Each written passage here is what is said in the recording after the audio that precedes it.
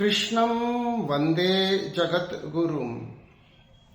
I pray to the Guru of the universe.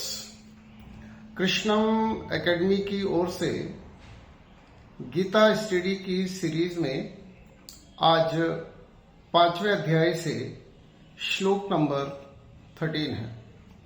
श्लोक है सर्व कर्माणि मनसा संन्यासास्ते सुखम वशी नव द्वारे पुरे देहि नेव कुर्वन्न न कार्यन। The embodied being who are self-controlled and detached resides in the city of the 9 gates, free from the thoughts that they are doer or cause anything. जो देहधारी जीव आत्मनियंत्रित और निरासक्त होते हैं वे नव द्वार वाले इस भौतिक शरीर में सुखपूर्वक रहते हैं, क्योंकि वे इस विचार से मुक्त होते हैं कि वे कर्ता है या किसी कार्य का कारण है। इस श्लोक में अर्जुन को और अर्जुन के माध्यम से हम सबको भगवान इस भौतिक शरीर में रहते हुए भी सर्वदा सुखी रहने का उपाय बता रहे हैं। और उपाय क्या है? इसके लिए भगवान 2 बातें कह रहे हैं। पहली बात, यदि आप इस भौतिक शरीर में रहते हुए भी सुखी रहना चाहते हैं तो आपको आत्म नियंत्रित होना पड़ेगा, वशी होना पड़ेगा। अर्थात इंद्रियों को और मन को बुद्धि और आत्मा के नियंत्रण में लाना होगा। और दूसरी बात भगवान कह रहे हैं कि आपको निरासक्त भाव से, अनासक्त भाव से कर्म करना है। अगर आप लिप्यते, अगर कर्मों में आपका मन, या यदि आप अपने आप को कर्ता समझने लगेंगे या किसी कार्य का कारण समझने लगेंगे तो फिर आप सुखी नहीं रह सकते। The concept of the lotus life, यानी कि आपको सभी प्रकार के कर्म करते हुए भी उन कर्मों के बंधन में बंधना नहीं है। स्वयं को कर्ता नहीं समझना है, स्वयं को किसी कार्य का कारण नहीं समझना है। यदि आप आत्मनियंत्रित हो सकते हैं, अर्थात गीता के इस प्रोटोकॉल को यदि आप फॉलो कर सकते हैं, जो भगवान बार बार समझा रहे हैं कि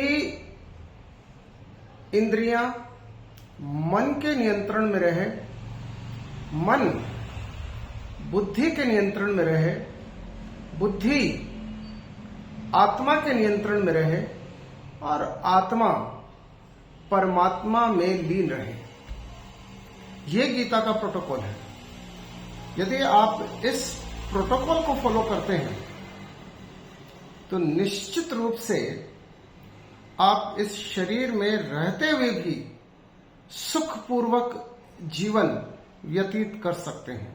इस श्लोक में भगवान ने बहुत स्पष्ट कहा है कि जो वशी है, वशी यानी कि जिसकी इंद्रियां उसके मन में और जिसका मन उसकी बुद्धि और आत्मा के नियंत्रण में है, वह व्यक्ति वशी है, वह व्यक्ति आत्मनियंत्रित है। यानी कि मन, बुद्धि और इंद्रियां आत्मा के नियंत्रण में रहे। इस श्लोक में हमारे इस भौतिक शरीर को द सिटी ऑफ 9 गेट्स कहा गया है। नव द्वारे पुरे देही। अब ये जो हमारे शरीर में जो 9 द्वार हैं, जो 9 गेट्स हैं, जिनको रंध्र कहा जाता है, ये 9 है। 2 आंखें, 2 नॉस्ट्रिल नासिका, 2 कान 6, 1 मुंह 7, 1 मल द्वार और 1 मूत्र द्वार 9। योगी जन एक 10वां रंध्र भी बताते हैं जो हमारे कपाल में होता है और जिसे ब्रह्म रंध्र भी कहा जाता है। इस श्लोक में भगवान ने इस भौतिक शरीर को नव द्वारे पुरे कहा है, द सिटी ऑफ 9 गेट्स कहा है। और हम सुनते आए हैं कि जब तक शरीर है तब तक सुख और दुख है, खुशी और गम है, अप्स एंड डाउन्स है, और सदा सुखी नहीं रहा जा सकता है। परंतु यदि हम इस श्लोक को ठीक से समझ लें तो हमें समझ में आएगा कि हम सर्वदा सुखी रह सकते हैं। हैप्पीनेस फॉरएवर वाली स्टेज में हम आ सकते हैं। सीधा प्रश्न है कि क्या जीवन में सर्वदा सुखी रहा जा सकता है? इस सीधे प्रश्न का भगवान इस श्लोक में सीधा उत्तर दे रहे हैं कि इस भौतिक शरीर में रहते हुए भी सर्वदा सुखी रहा जा सकता है। और उसकी 2 कंडीशंस भगवान ने बताई है। पहली सेल्फ कंट्रोल और दूसरी डिटैचमेंट। अगर आपके अंदर ये 2 क्वालिटीज हैं कि आप अपने सेंसेस को और माइंड को और इंटेलेक्ट को सॉल के कंट्रोल में ले आते हो, आत्मा के नियंत्रण में ले आते हो, और आप संयमी बन जाते हो, वशी बन जाते हो, यानी कि इंद्रियों को वश में कर लेते हो, जिनेंद्र बन जाते हो। और दूसरा कि आप निरासक्त भाव से जीवन जिए, अनासक्त भाव से जीवन जिए, फॉलो द लोटस लाइफ, कमलवत जीवन जिए, कि आपको इस संसार में लीन नहीं होना है। आपका मन सदा परमात्मा में लीन रहना चाहिए। यदि ऐसा है तो निश्चित रूप से आप सुखी रह सकते हैं, क्योंकि जो वशी है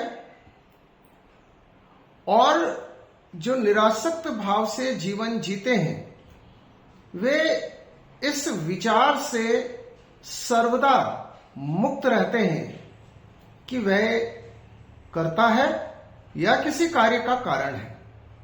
यदि आप स्वयं को कर्ता नहीं मानते हैं, किसी कार्य का कारण नहीं मानते हैं, आत्मनियंत्रण में रहते हैं, तो निश्चित रूप से आप संपूर्ण जीवन में इस भौतिक शरीर में, इस नव द्वारे पूरे, इस नव द्वार वाले नगर में रहते हुए भी, द सिटी ऑफ 9 गेट्स में रहते हुए भी आप सर्वदा सुखी रह सकते हैं।